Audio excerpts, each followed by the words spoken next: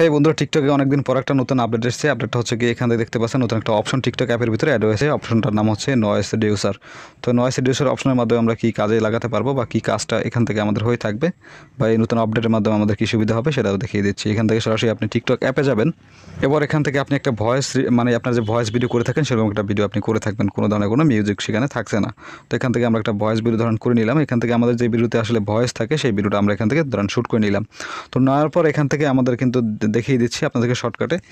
যেমন আপনি যখন আসলে বাইরে একটা ভিডিও করে থাকেন সেখানে কিন্তু প্রচুর নয়েজ থাকে বা আপনার গাড়ির সাউন্ড থাকে, বিভিন্ন মানুষের অতিরিক্ত কথা থাকে, যেগুলো আসলে আমাদের মূল যে ভয়েসটা থাকে সেটা কিন্তু আসলে নষ্ট করে ফেলে। তো এখান থেকে আমাদের অন্য অন্য যে নয়েজগুলো থাকতো সেগুলো রিমুভ করতে গেলে আমাদের আলাদা আলাদা সফটওয়্যার কিন্তু ব্যবহার করতে হতো, অথবা কম্পিউটার থেকে বিভিন্ন অ্যাপের মানে সফটওয়্যার থেকে আমাদের কিন্তু যে নয়েজগুলো থাকতো সেগুলোকে রিমুভ করতে হতো। তবে টিকটক অ্যাপের ভিতর থেকে এখন আপনি সরাসরি যে কোনো অতিরিক্ত সাউন্ড বা নয়েজ থাকবে সেটা আপনি এখান থেকে যে কোনো একটা ভয়েস ভিডিও থেকে রিমুভ করে ফেলতে পারবেন। তো চরম একটা আপডেট, এই বাটনের মাধ্যমে আপনারা সেটা কিন্তু করতে পারবেন। এই অপশনটা যদি আপনার টিকটক অ্যাপে না এসে থাকে তাহলে কী করবেন, আপনি সরাসরি প্লে স্টোর থেকে আপনার টিকটক অ্যাপটাকে আপডেট করে নেবেন। আশা করি সেই অপশনটা আপনার চলে আসবে।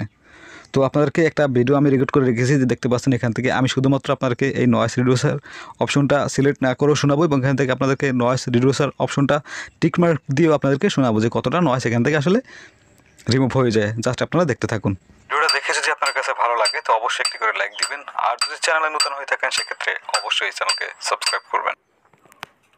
তো এবার এখান থেকে আমরা নয়েজ মানে এখান থেকে রিমুভ করে দেখাবো। তো এই জন্য আপনি করবেন কি, যখন একটা ভিডিও শ্যুট করবেন এখান থেকে নেক্সট করার আগে বা এখান থেকে আপলোড দেওয়ার আগে এই যে বাটনটা দেখতে পাচ্ছেন, এই বাটনে একটা ক্লিক করবেন, তাহলে দেখতে পাচ্ছেন নয়েজ রিডিউসার এই অপশনটা চলে আসবে।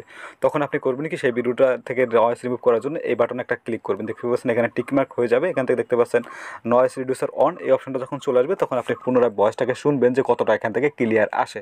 ওকে, আপনারা শুনে নিন। ভিডিওটা দেখে যদি আপনার কাছে ভালো লাগে তো অবশ্যই একটি করে লাইক দিবেন, আর যদি চ্যানেলে নতুন হয়ে থাকেন সেক্ষেত্রে অবশ্যই এই চ্যানেলকে সাবস্ক্রাইব করবেন।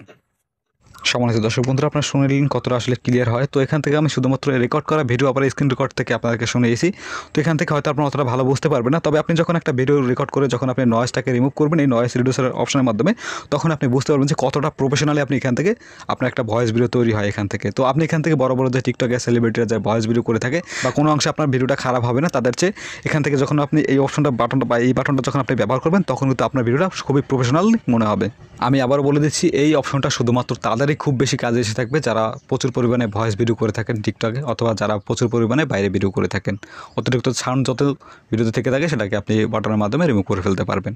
তো বন্ধুরা, আশা করি আপনার ভিডিওটা বুঝতে পারছেন। যদি বুঝতে পারেন তাহলে অসংখ্য ধন্যবাদ। আর আজকের মতো ভিডিও একেবারে আমরা শেষের পর্যায়ে চলে আসছি। দেখা হচ্ছে নতুন কোনো ভিডিওতে। সে বন্ধু সবাই ভালো থাকুন, সুস্থ থাকুন। আল্লাহ হাফেজ।